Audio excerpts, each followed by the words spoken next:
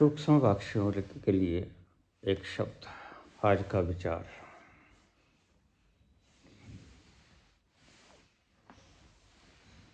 शूद्र वह जो अपने आप को शरीर मानता है और ब्राह्मण वह जो अपने आप को शरीर और मन से परे जानता है। फिर सुनिए इस शब्द को।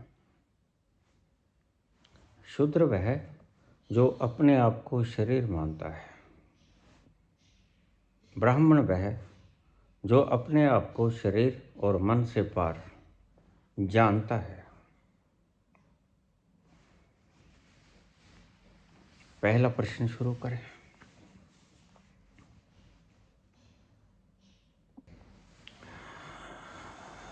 प्रियदर्शी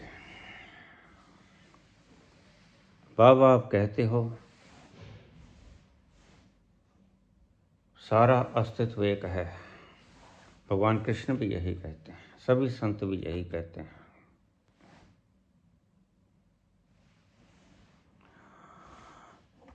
अगर सब कुछ कृष्ण है तो कृष्ण शिशुपाल कंस का वध क्यों कर देते हैं?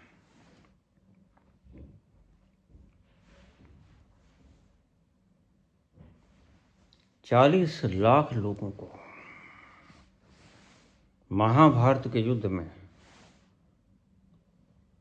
मरवा देते हैं कृष्ण।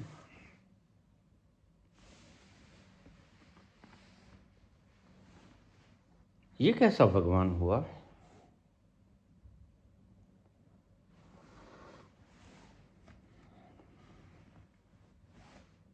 यह जानता हुआ भी कि यह सब मैं हूं, कंस भी मैं हूं, शिशुपाल भी मैं हूं,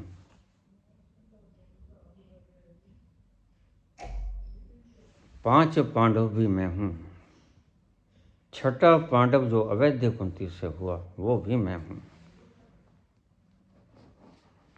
और 100 कौरव भी मैं हूं, और 101वां कौरव युयुत्सु भी मैं हूं।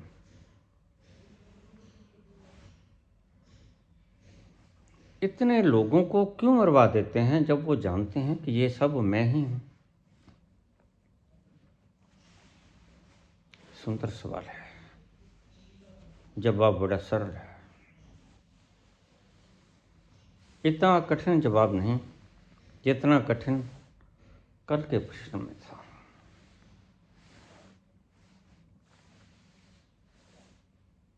ये शरीर तुम हो पूरा।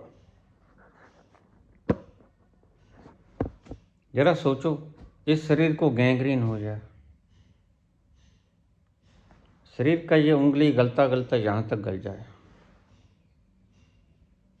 और डॉक्टर कहे कि अगर यह नहीं कटवाया तो सारा शरीर गल जाएगा,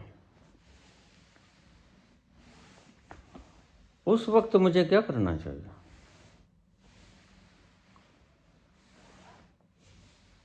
सभी कहोगे आप। नहीं कटवाओगे तो सारा शरीर गल जाएगा, खत्म हो जाएगा। और इससे अच्छा है जो बचता है उसे तो बचा लो, जो कटता है उसे काट दो। यही भगवान कृष्ण कहते हैं। बहुत से प्रश्न थे गीता के संबंध में, सबको एक ही झाड़ू से इकट्ठा कर लेता हूं मैं, सभी प्रश्नों का जवाब आ जाएगा।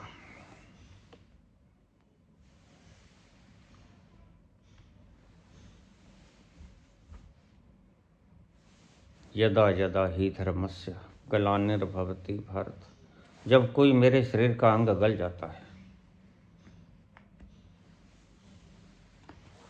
और ऐसा लगता है कि सारा शरीर ही गल जाएगा, अभ्युत्थानम अधर्मस्य तदात्मानं सृजाम्यहम् परित्राणाय साधूनाम।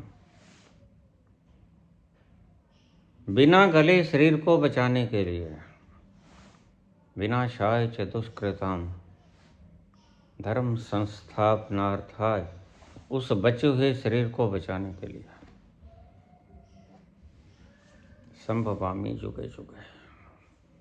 मैं उस डॉक्टर का काम करता हूँ जो उस सड़े हुए अंग को काट देता है।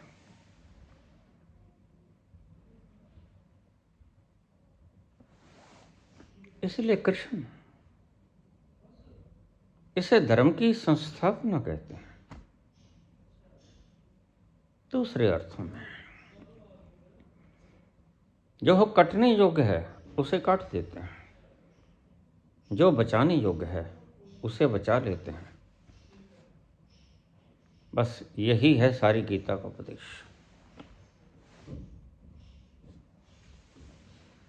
तुम क्या कहते हो? कंस को बचा लेना चाहिए था। निरपराध छोटे बच्चे जन्म लेते ही दीवार के ऊपर टकरा के मार देना, यह ठीक था काम उसका?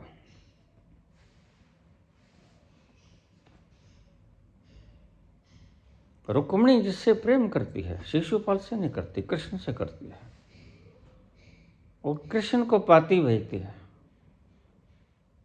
मुझे निकाल लो यहां से, और कृष्ण ले जाते हैं उसे। शिशुपाल गालियां निकालता है, लोगों की, दूसरों की स्त्रियों को हरण करने वाला, बलात्कारी, पाखंडी, भ्रष्ट, चोर। क्या समाज के ऐसे अंग को बचा लेना चाहिए?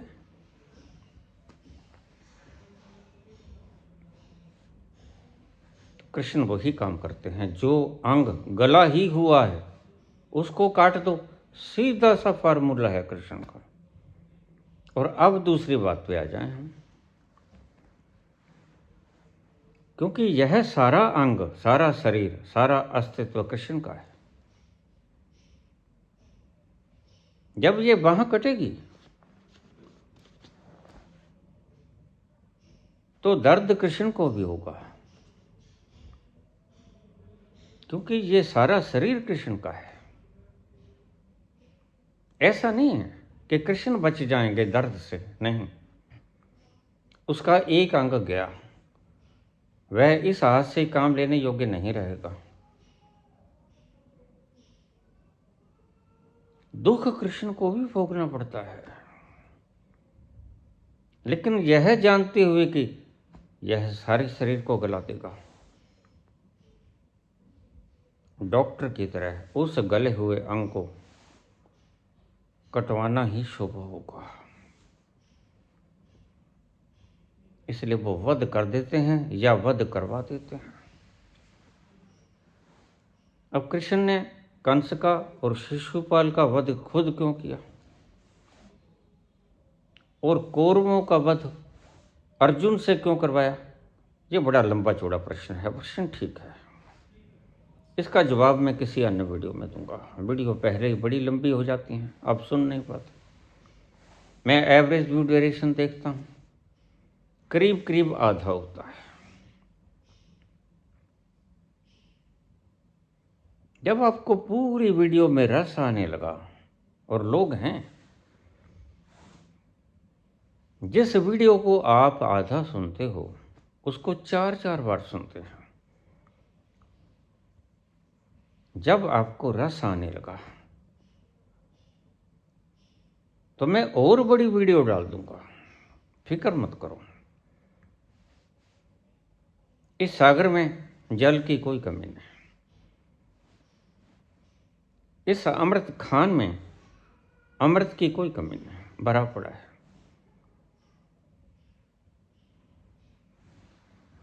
इसका प्रत्येक कण अमृत से युक्त है, और यह असंख्य है, असीम है, कभी खत्म नहीं होगा, कभी कम नहीं होगा। इसलिए उपनिषद कहते हैं पूर्णस्य पूर्णमादाय, पूर्ण में से पूर्ण को निकाल लिया जाए। पूर्णमेवावशिष्यते, पूर्ण ही बचता है, कुछ घटता नहीं। रोज बोल दूं मैं, न बढ़ता है न घटता है, यह वो खान है और अजूबी खान है।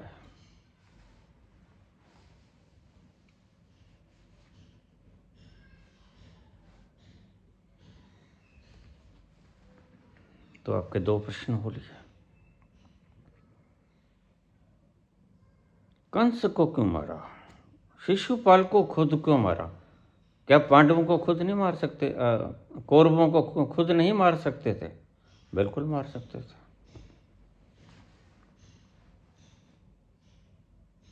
और तुम्हें क्या पता भीतर से ये लड़ाई किसने लड़ी? तुम्हारे पास वो अंतर नयन नहीं है।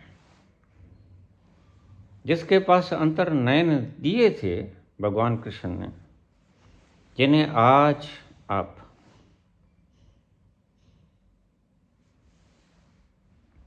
बाबा के नाम से संबोधित करते हो, खाटू श्याम, उनको अंतर चक्षु मिल चुका था। उसकी इच्छा थी कि मैं सारे महाभारत के युद्ध को अपनी आंखों से देखना चाहता हूं। तो कृष्ण ने कहा, इन आंखों से तुम नहीं देख सकोगे बर्बरीक।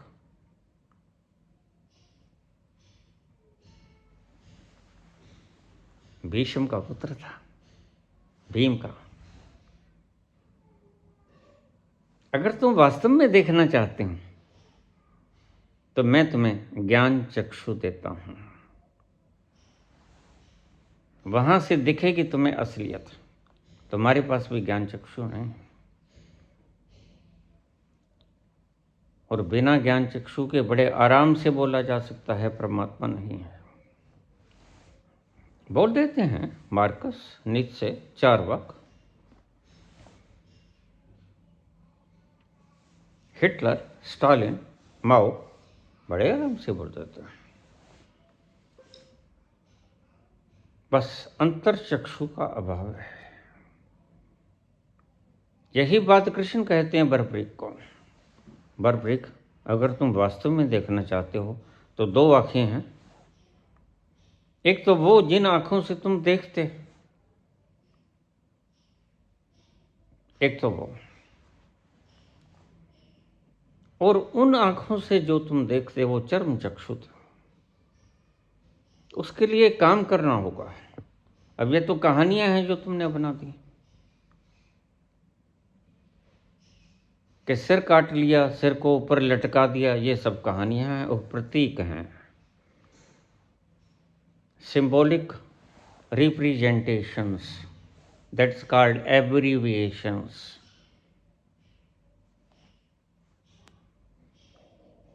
ये तो सिंपल सा है। कृष्ण कहता, अगर तुम सच में देखना चाहते हो तो मैं भी कहता हूं नास्तिकों जो कहते हैं परमात्मा नहीं है, तुमने चर्म चक्षुओं से देखा। अगर वास्तव में देखना चाहते हो तो ज्ञान चक्षुओं से देखो। दूसरे चक्षु भी हैं। बहुत से लोग कहते हैं, हाँ हमें दे दो ज्ञान चक्षु, कोई आएगा उसे मिल जाएगा। और मिला है ज्ञान चक्षु, पहुंचे हैं।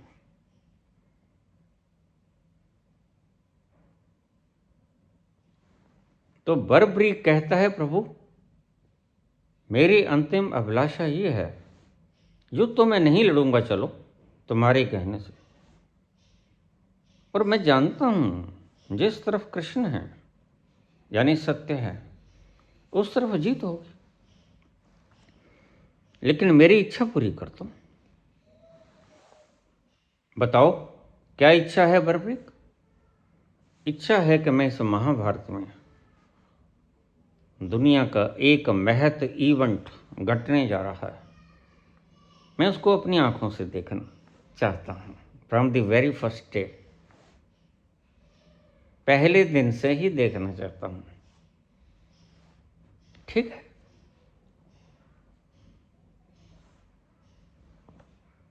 नकली नकली देखना चाहते हो कि असली असली देखना चाहते हो? यह प्रश्न पूछा कृष्ण ने बर्बरीक से। तुम्हारे शास्त्रों में नहीं मिलेगा।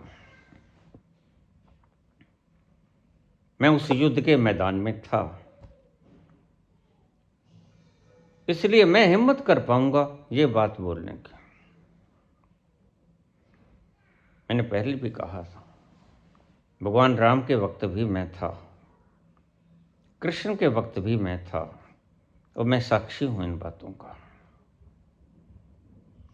बहुत से लोग भाग जाते हैं, बंद कर देते हैं चैनल को। अब ये बकवास हमसे सुनी नहीं जाएगी। मैंने कहा मत सुनो,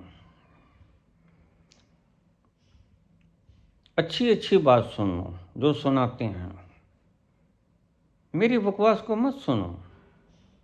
कहता भी कौन है तुम्हें? बस कमेंट मत करना, क्योंकि कमेंट करने के योग्य जब तुम हो जाओगे तब तुम मेरी बात को समझ जाओगे, कमेंट नहीं करोगे।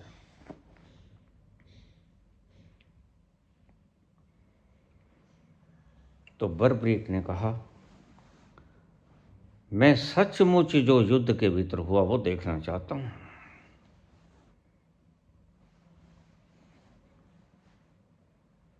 तो फिर बर्ब्रीक, तुम्हें अंतर्चक्षुओं की जरूरत पड़ेगी, जो मैंने अर्जुन को दिए अंतर्चक्षु। उसके लिए क्या करना होगा?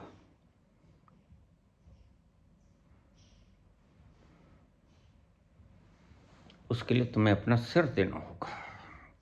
हम भी रोज कहते हैं, जे तो प्रेम मिलन की चाह, शीस तली धर घर मेरे, हाँ शीस तली धर घर मेरे, घर मेरे,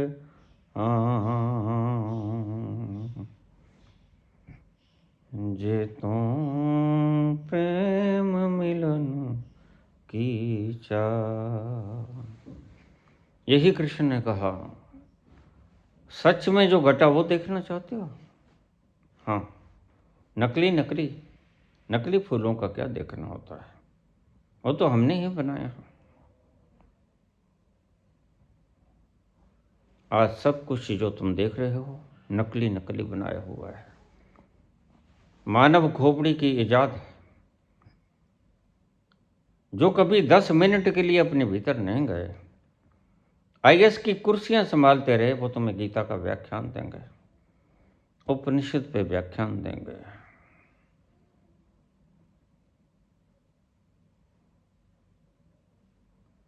और देश जल रहा है, वो उठने का साहस नहीं करेंगे।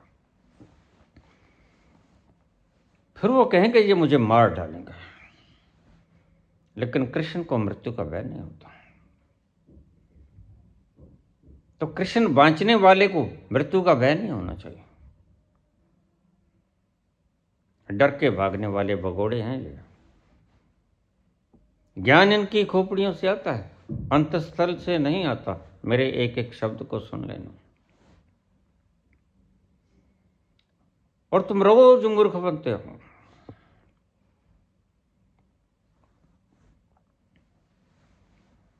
फिर तुम्हें शीश देना होगा।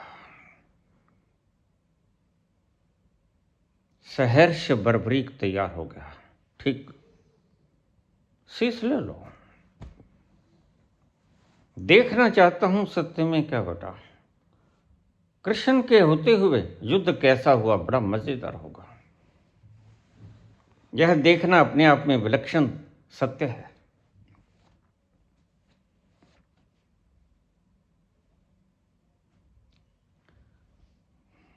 कृष्ण ने अंतः चक्षु दे दिए, उसका शीश ले लिया। यह सिंपल है, प्रतीक है। सचमुच में सिर नहीं काट लिया। सचमुच में गणेश का सिर भी नहीं काटा था, ध्यान रखना।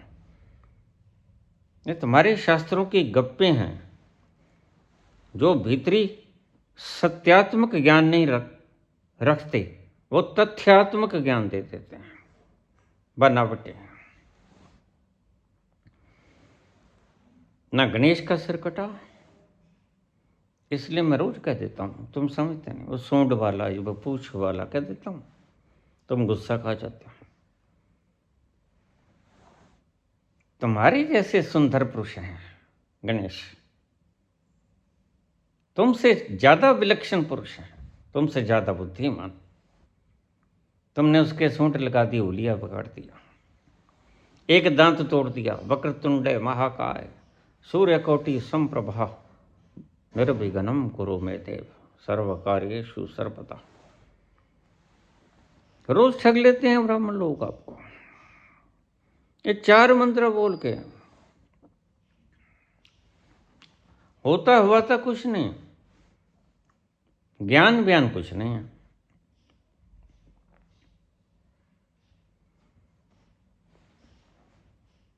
हम कह देते हैं शीश का दानी, वाकई ही शीश का दानी था। अब तुमसे एक और बात बताता हूं,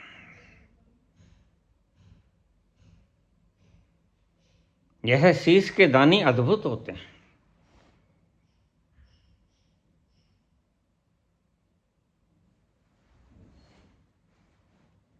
जो अपना सिर नहीं दे सकता वह प्रेम गली में ना आए। जो शीश तली पे धर ना सके वह प्रेम गली में आएगा। नहीं आना चाहिए, दूर ही रहो तुम इस महफिल से, ये मैं खाना है। या खुद ही अपना गला काट के अपनी हथेली पे रखना होता है। तुम्हें इन बातों का मतलब शायद समझ ना आए। यहां जिंदगी का सवाल होता है, हुई शाम उनका ख्याल आ गया,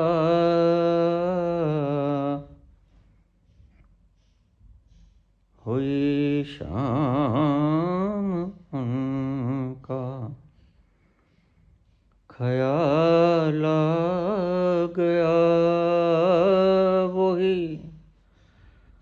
जिंदगी का सवाल आ गया, वही जिंदगी का सवाल आ गया, हुई शाम उनका ख्याल आ गया। जब उसमें मिलने का मन हो तो जिंदगी का सवाल पैदा हो जाता है। क्यों? क्योंकि शीश को चढ़ाना होता है। शीश देते ही तुम खत्म हो जाओगे। यही तो मसला है अहंकार का। इसलिए तो अहंकार मर नहीं सकता। अहंकार को पता है। और बहुत से लोग मुझे प्रश्न कर देते हैं, बाबा ऐसी मुक्ति का क्या करना, ऐसे आनंद का क्या करना जिसका लुत्फ हम नहीं ना उठा सके, हम ही ना रहे, तो मुक्ति से लेना क्या है हमने।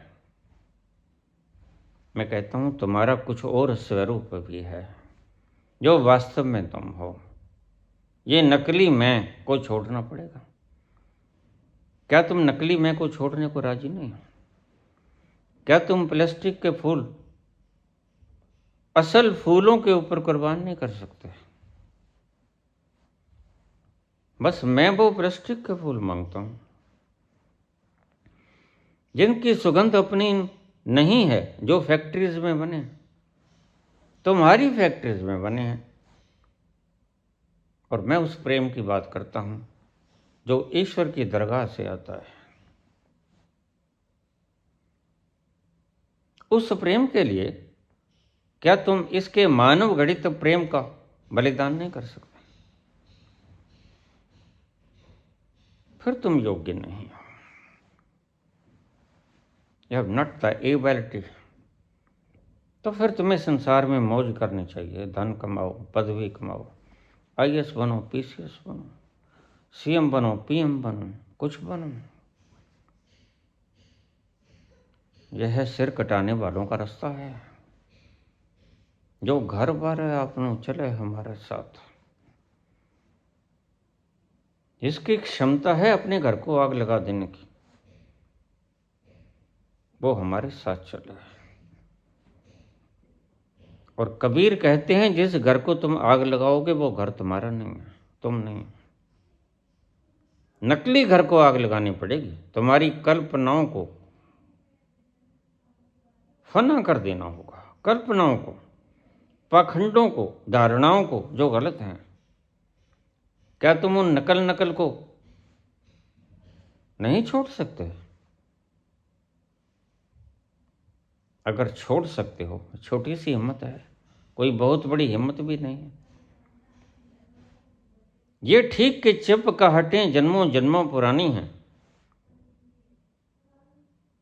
जीरा कपेगा हीरा कपेगा,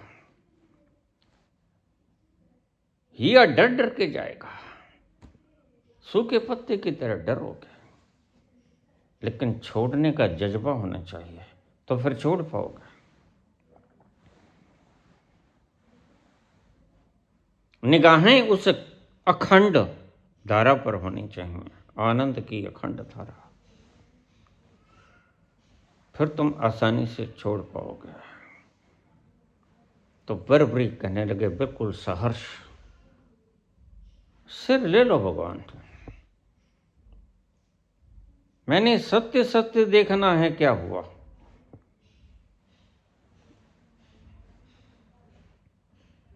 भगवान ने अहंकार ले लिया, सिर नहीं लिया। ये तुम्हारी कहानियां हैं।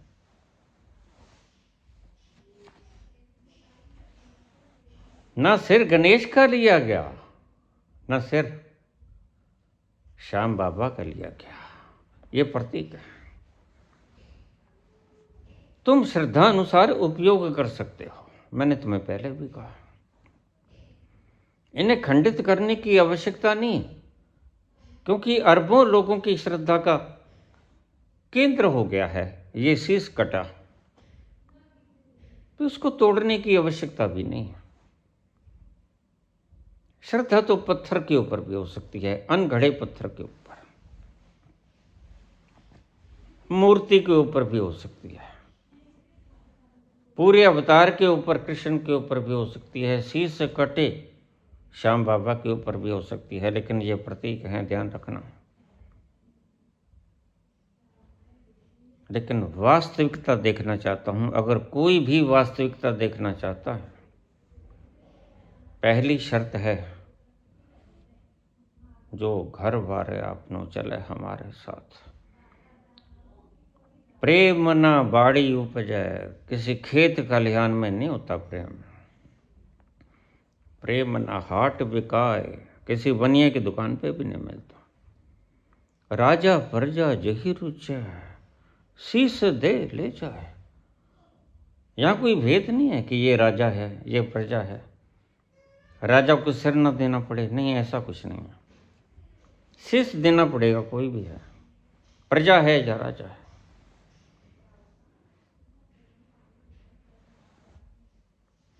कृष्ण ने शीश ले लिया, बरबरीक ने, जो आज के श्याम बाबा कहलाए, उन्होंने सारा दृश्य देखा।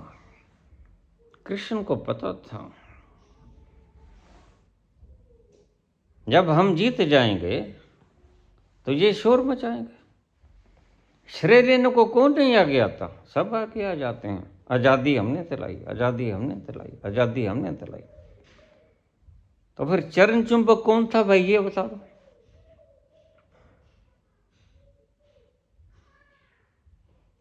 फिर ये चुप हो जाते हैं, ढिंढोरा पीटने वाले चुप हो जाते हैं इस प्रश्न पर।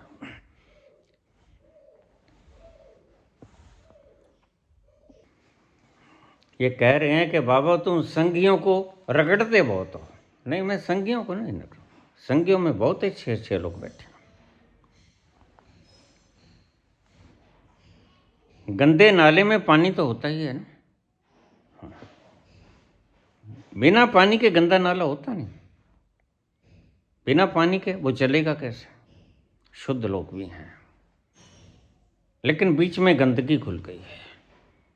इस गंदगी को दूर कर दो, स्वच्छ जल निकल जाएगा।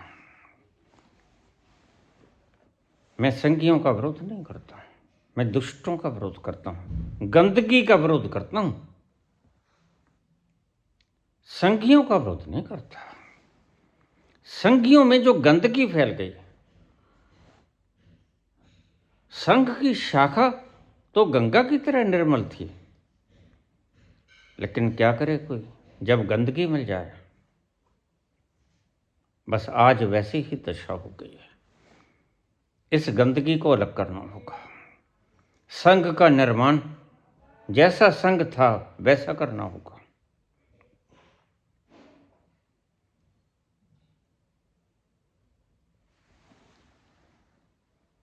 शीश दे दिया,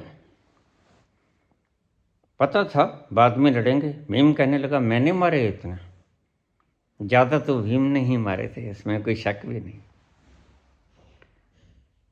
गदा के प्रहार से सभी महारथी मारे गए थे और सबसे बड़ा महारथी भीम ने ही मारा था, दुर्योधन। जो उसकी जड़ था, सुई की एक नोक के बराबर जगह नहीं देगा। तुम 5 गांव मांगते हो,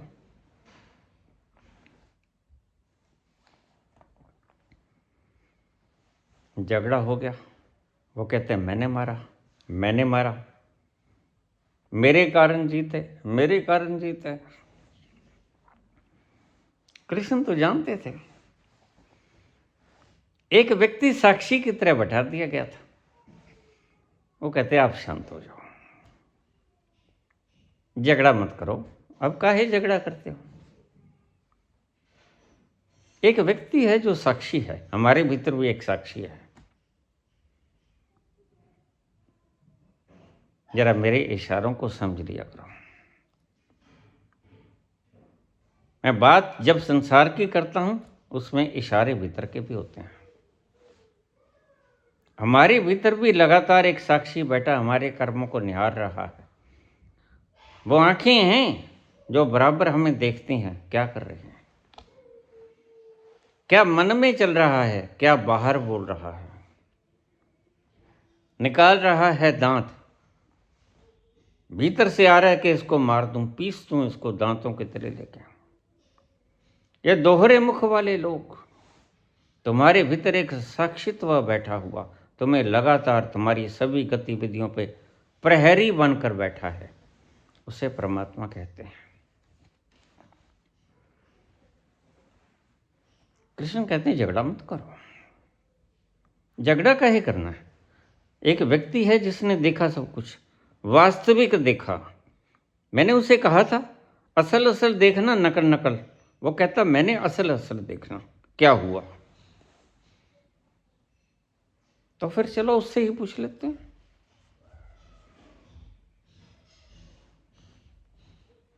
चले गए श्याम बाबा के पास, बरब्रीक के पास। मैं उस महादेवता को प्रणाम करता हूँ, महादानी को प्रणाम करता हूँ। मेरा शीश झुक जाता है भीतर से। महादानियों के आगे शीश झुकते हैं, झुकाए नहीं जाते। सभी पांडव जो हेंकड़ी मार रहे थे, कृष्ण कहते साथ चलो। श्याम बाबा के पास ले गए। इसने अंतःचक्षुओं से देखा। बताओ बरब्रीक, तुमने युद्ध में क्या देखा? बरब्रीक उठा, कृष्ण के चरण पकड़ लिए। हे महाबली, तुम मुझसे पूछते हो? नहीं, मैं तुमसे नहीं पूछता। इन मित्रों की भ्रांति का शमन करना है, निवारण करना है भ्रम का। और तुम एक अकेले व्यक्ति हो जिन्होंने देखा। ये झगड़ रहे हैं आपस में। युधिष्ठिर कहते हैं अगर मैं झूठ ना बोलता तो, अर्जुन कहते अगर मैं बाण ना चलाता तो,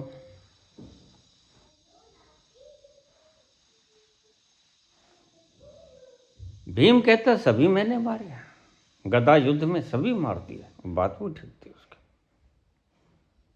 करीब 90 से ऊपर महारथी उसने मारे, भीम ने, अकेले भीम ने।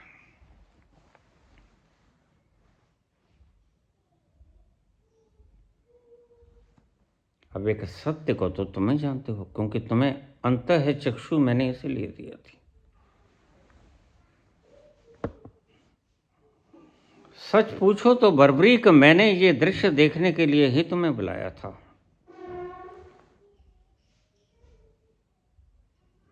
और तुम्हें मैं वरदान देता हूं। अब ये वरदान सुनिए जो कृष्ण देते हैं। क्योंकि मेरे कहने से तुम आए, आहूत हुए, तुमने सिर का बलिदान दिया, तुम ज्ञानी हुए, ये तुम्हें फल मिल गया। लेकिन मैं खुश हूं तुम्हारी आज्ञाकारिता पर।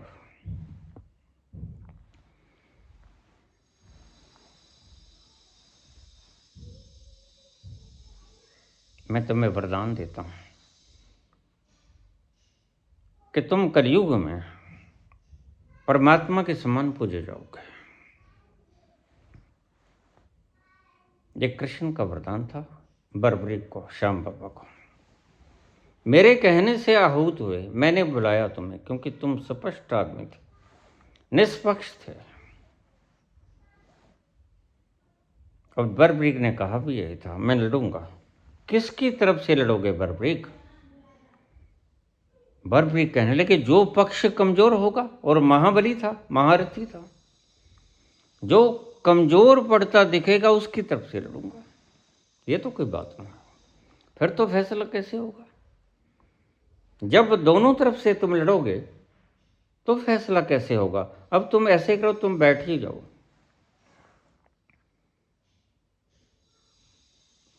तुम्हारी अंकाक्षा देखने की अब हम पूरी कर देता हूं, ज्ञान चक्षु तुम्हें दे देता हूं, तुम बैठ जाओ। दिव्य दर्शन करते रहना, देखते रहना क्या हुआ, किसने किया।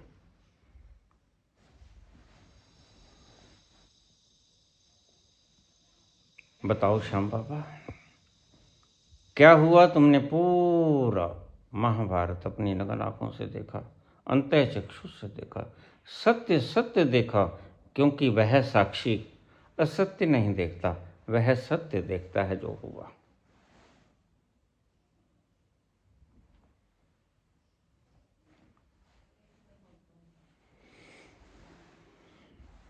श्याम बाबा चरणों में गिर पड़े, हे महाबली,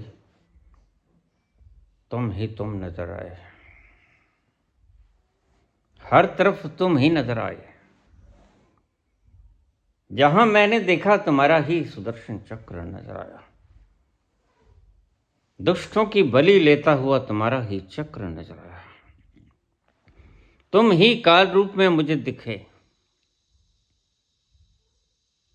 तुम्हारे सिवा और कोई भी नहीं था। और बिल्कुल सत्य दिखा,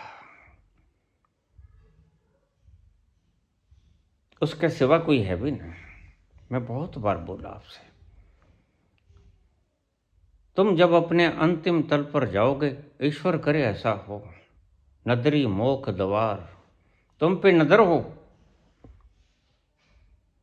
खुदा करे कि क्यामत हो और तू आए। वो क्यामत जो तुम्हारे अहंकार के लिए क्यामत का रूप बन के आती, उस क्यामत की बात करता है इस्लाम।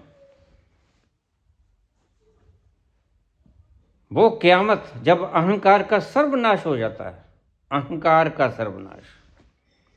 बलिदान वो दो जिसमें तुम्हारा अहंकार बलि चढ़ जाए, बकरे का मेमना नहीं। तुम गलत डगर पे चल पड़े हो, धार्मिक कहलाते हो, धार्मिक हो नहीं।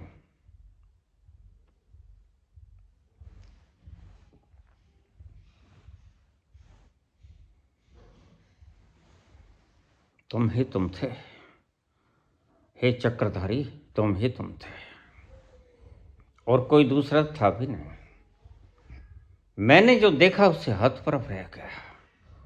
मेरी अंतरिम अंक कक्षा पूरी हुई।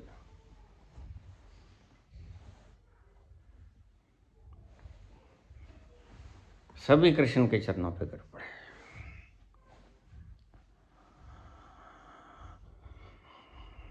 हमारी समझ गलत थी प्रभु, हमें क्षमा करो। यह युद्ध लड़ा कृष्ण ने। और ध्यान रखना, तुम क्या डरते हो?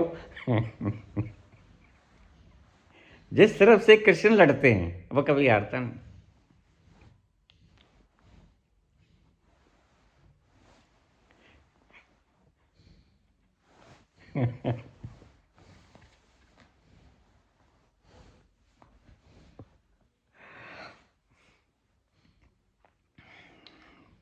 कृष्ण असत्य की तरफ से लड़ते ही नहीं, और असत्य हमेशा हारता है, झूठा हमेशा हारता है।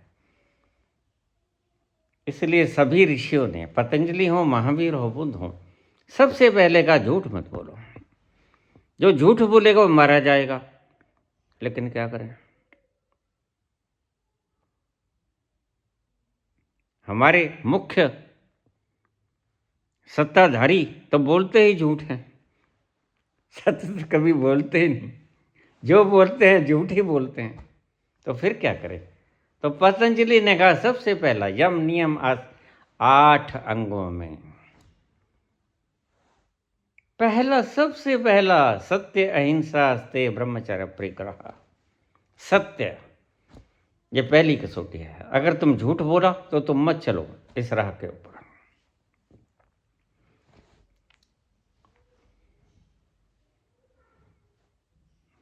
तुम्हारे ऊपर इतना विश्वास होना चाहिए कि तुम जो बात कह दो वो सत्य हो। यही महावीर कहते हैं, सत्य अहिंसा अस्ते ब्रह्मचर्य परिग्रह।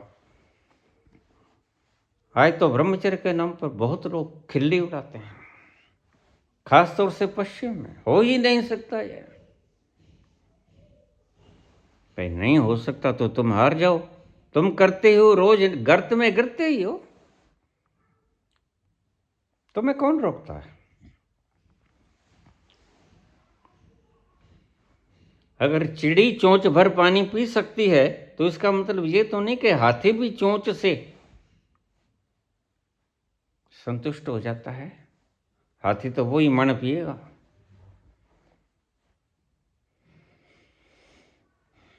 तुम तृप्त होते रहो काम वासना में, तुम्हें कौन कहता है? तुम्हें कोई रोकता भी नहीं। तो पतंजलि हो, महावीर हो, सत्य अहिंसा अस्ते ब्रह्मचर्य अपरिग्रह।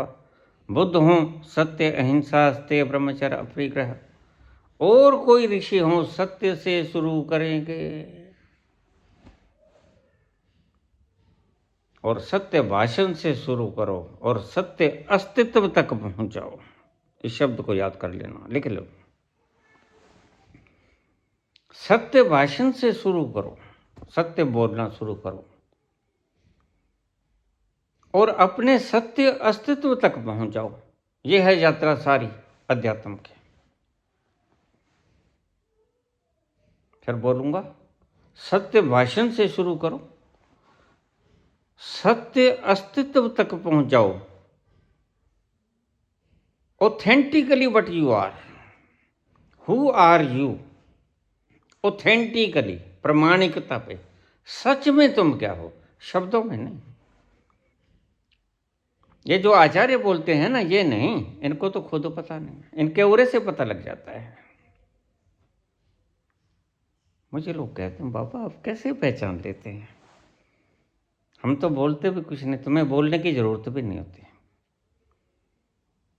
हम ओरा देखकर ही पहचान जाते हैं, और कोई भी संत है वो ओरा देख के पहचान लेता है कि तुम क्या हो, कैसे हो। उनके आगे तुम्हारा झूठ तुम बोल तो दोगे, लेकिन चलेगा नहीं। भीतर से वो हंसेंगे, बाहर से तुम्हारी बात सुनेंगे। कान सुनेगा, जीरा हंसेगा तुम्हारी मूर्खता पे कि कहाँ आ गए हो, क्या बातें करते हो।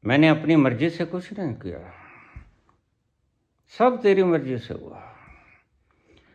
अपना कोई तराना मैंने नहीं बनाया, तुमने मेरे लबों पे हर एक सुर सजाया। जो बोले तुम्हें बोले, तुमने मेरे लबों पे हर एक सुर सजाया। मैं कुछ नहीं बोला कभी। ओ जब जब मेरे तराने दुनिया ने गुनगुनाए, मुझे तुम याद आए, मुझे तुम याद आए। जब जब मेरे तराने दुनिया ने गुनगुनाए, मुझे तुम याद आए, मुझे तुम याद आए। जब जब बहार आई और फूल मुस्कुराए, मुझे तुम याद आए, मुझे तुम याद आए। तो श्याम बाबा ने कहा, हे प्रभु तू करता है जो करता है। यही बाबा नानक ने कहा। कौन संत है जिसने ये नहीं कहा? लाउज़े कहते हैं जो करता वो ठीक करता है और भले के लिए करता है, लेकिन तुम नहीं मानते, मत मानो। जितनी देर तक तुम नहीं मानोगे, तुम्हारा अहंकार नहीं मानेगा, उतनी देर तक तुम्हारा दुख दूर नहीं होगा। तो परिणाम भी भुगत रहे हो तुम, मैं अच्छी तरह से देख रहा हूं। जिस घड़ी तुमने हर होनी अनहोनी को उसके चरणों में रख दिया, तेरा पाना मीठा लग गया, बस उसी घड़ी तुम सुख की सांस ले पाओगे। उससे पहले किसी का कुछ नहीं बिगाड़ते, किसी का क्या बिगड़ जाएगा। तुम नास्तिक रहो, तुम आस्तिक रहो, कौन तुम्हें आस्तिक बनाने आता है? ये तो फालतू के लोग हैं जो कहते हैं हिंदू धर्म से ईसाई बन गया, ईसाई से मुसलमान बन गया। बनने दो भाई, तुम्हारा क्या लेते हैं? ये कोई महंगे कवि थोड़ी हैं जो पैसों में राम कथा सुना देंगे। ये बापू हो या महंगे कवि हों, ये बिकाऊ माल है। और नानक बिकाऊ माल नहीं होते, कबीर बिकाऊ माल नहीं होते। ये वैश्यों जैसे हैं, पैसा दो बस, आगे मैं क्या कहूँ? तुम्हें बुला लो मंच पे, नग्न होने को तैयार है। भला परमात्मा कभी पैसे से मिलता है? ये अकल इनको भी आई होती तो ये महंगे कवि की जगह संत ना हुए होते। बस एक ही कदम दूर थे। कवि संत से एक कदम दूर होता है, थोड़ी छलांग भर लेनी होती है, कभी ज्यादा दूर नहीं होता। कवि ने सब मंजिलें तय कर ली, बड़ी ऊंचाइयों को छू लिया, अब आखिरी मंजिल पे आके ठहर गए। इसे ही कहते हैं भगवान योग भ्रष्ट। ये योग भ्रष्ट लोग हैं, बड़े ऊंचे उठे लेकिन आखिर में आके गर्क गए। अपनी प्रतिभा का इस्तेमाल पैसे कमाने के लिए कर लिया। अजीब लोग हैं, भगवान को पैसे में बेचते हैं। ये किशोरियां भगवान को पैसे में बेचती हैं, फीस लिखी हुई है। 10 लाख लगेंगे, 20 लाख, 50 लाख लगेंगे, और हम इन्हें सम्मानित करते हैं। तो ध्यान रखना, मूड ही तुम्हें सम्मानित करेंगे, ज्ञानी तुम्हें सम्मानित नहीं करेगा। ज्ञानी तो सत्य को सम्मान देता है सदा, राधे राधे जपने वालों को कभी सम्मान नहीं देता। पैसा लेके प्रचार करने वालों को कभी सम्मान नहीं देता, ज्ञानी तो नहीं देता। मूढ़ लोग सम्मान देते हैं जरूर, बिला शक। ये मूर्खों के बीच तुम बैठे हो देखोगे, कहाँ नहीं मिलती तुम्हें।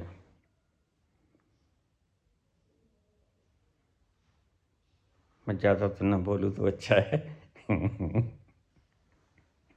ये ऊपर वाले भी कहने लग जाते हैं बाबा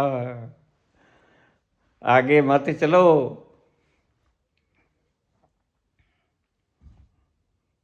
श्याम बाबा चरणों में गिर पड़े।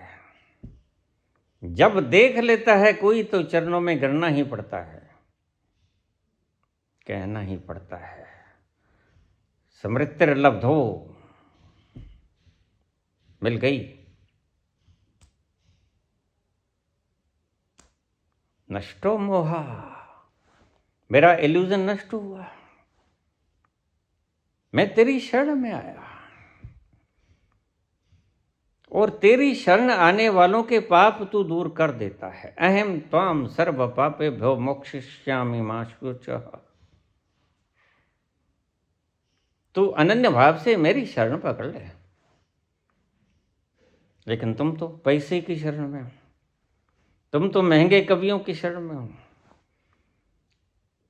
तुम तो जिनके खोपड़ियां लफाजी से भरी पड़ी हैं उनकी शरण में हो, तुम तो जो झूठे वायदे करते हैं उनकी शरण में हो।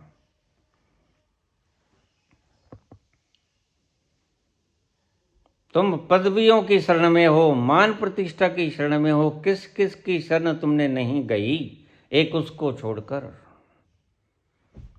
और कृष्ण कहते हैं जो मेरी शरण में आ जाता है, सर्वधर्माण परित्यज्य, सभी धर्मों का परित्याग करके, सभी धर्मों का परित्याग करके, यहां धर्म के अर्थ मत निकाल लेना, क्षमा करना मुझे। सभी धर्म जो तुमने बनाए वो हैं तो संप्रदाय, धर्म तो स्वभाव को कहते हैं जो तुम वास्तव में हो।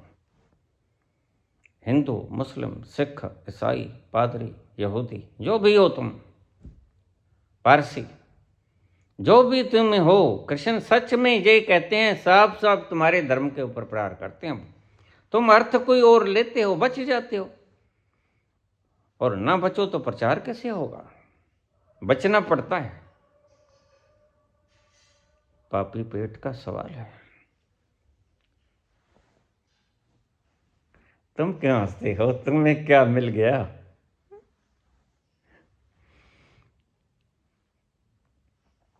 सभी धर्मों को छोड़कर एक मेरी शरण में आ जा। अहम त्वाम सर्व पापेभ्यो मोक्षयिष्यामि मा शुचः। गंगा की शरण में मत जाओ, कुंभ की शरण में मत जाओ, मूर्तियों की शरण में मत जाओ, वे पत्थर हैं।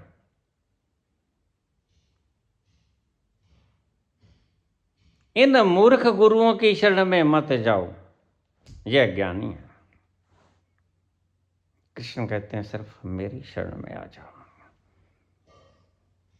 वह अलख, वह निरंकार, जिसका कोई आकार नहीं, जो देखा नहीं जा सकता, जो छुआ नहीं जा सकता, और सब कुछ वही है, उसकी शरण में आ जा। इन सभी मान्यताओं को छोड़ दे। ये मान्यताएं हैं जिन्हें तुम धर्म कहते हो। किसने कुछ मान रखा है, किसने कुछ मान रखा है, लेकिन सभी ने मान रखा है। सभी मान्यताओं को ढेर ढेरी कर दो, अपनी हाथ से तलवार से काट दो। जैसे रामकृष्ण ने अपनी ही माता को अपनी ही तलवार से काट दिया था। ये कल्पनाएं हैं, कल्पनाओं की तलवार उठाओ और काट दो। कोई बहुत मुश्किल मामला नहीं है।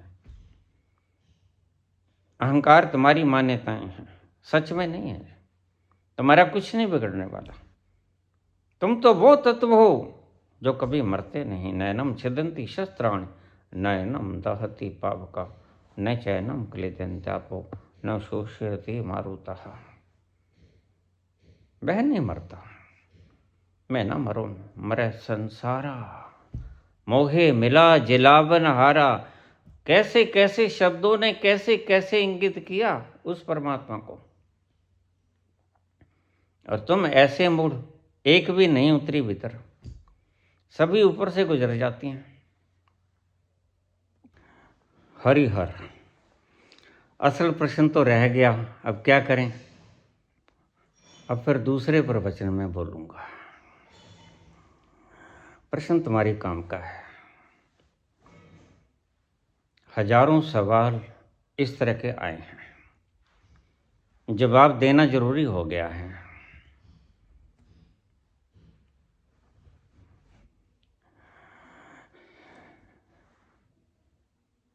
मेरी पत्नी किसी और लड़के से बात करती है। प्रश्न सुना दूं ताकि अगर कोई आशिक हो तो वह मेरी अगली वीडियो जरूर सुन ले। मेरी पत्नी किसी और लड़के से बात करती है। मुझे शक है कि उस पर कोई तंत्र क्रिया की हुई है। सगाई के बाद से वो लगातार कमज़ोर होती जा रही है। नाम नहीं बताऊंगा, फिक्र मत करो, कांपो मत। माफ़ कीजिए, ये सवाल संसारिक है, कृपया मदद कीजिए। नाम लिखा है, शहर लिखा है,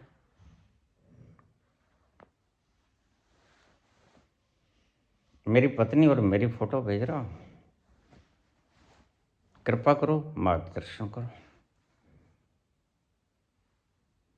अगली वीडियो में इसका जवाब दूंगा, क्योंकि इस तरह के बताना जरा 3648 प्रश्न आए हैं। बहुत देर से प्रश्न देखता हो रहा हूँ। तो बाबा और तो सभी बोल देते हैं, आपने कभी नहीं बोला, और हमें तसल्ली आप पे है, आप जवाब दो इस बात का। मुख्य प्रश्न से दूर मत रहो। हमारी गुत्थियां आपके पास खोलती हैं आके। क्या किया जाए, अगले प्रवचन में जवाब दूंगा आपको।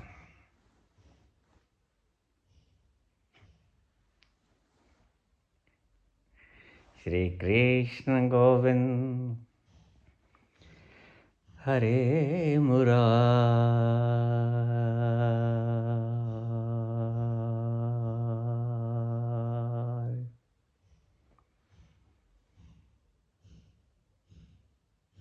हे नाथ नारायण वासुदेव, पितु मात स्वामी सखा हमार। पितु मात स्वामी सखा हमारे। हे नाथ नारायण वासुदेवा।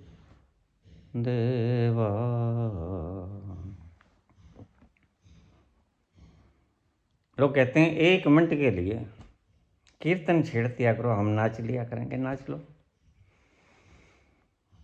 श्री कृष्ण गोविंद हरे मुरारी, श्री कृष्ण गोविंद हरे मुरारी। हे नाथ नारायण वासुदेवा, श्री कृष्ण गोविंद हरे मुरारी। हे नाथ नारायण वासुदेवा।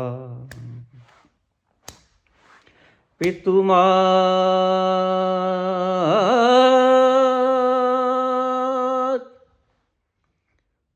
स्वामी, पितु मात स्वामी सखा हमारे। पितुमात स्वामी सखा हमारे, पितुमात स्वामी सखा हमारे, हे नाथ नारायण वासुदेवा, श्री कृष्ण गोविंद हरे मुरारी, हे नाथ नारायण वासुदेवा, श्री कृष्ण गोविंद हरे मुरारी, हरे मुरारी, हरे मुरारी, हरे हरे हरे, श्री कृष्ण गोविंद हरे मुरारी, हे नाथ नारायण वासुदेवा, श्री कृष्ण गोविंद हरे मुरारी, पितुमात स्वामी सखा हमारे, पितुमात स्वामी सखा हमारे, हे नाथ नारायण वासुदेवा, श्री कृष्ण गोविंद हरे मुरारी, हे नाथ नारायण वासुदेवा। ओ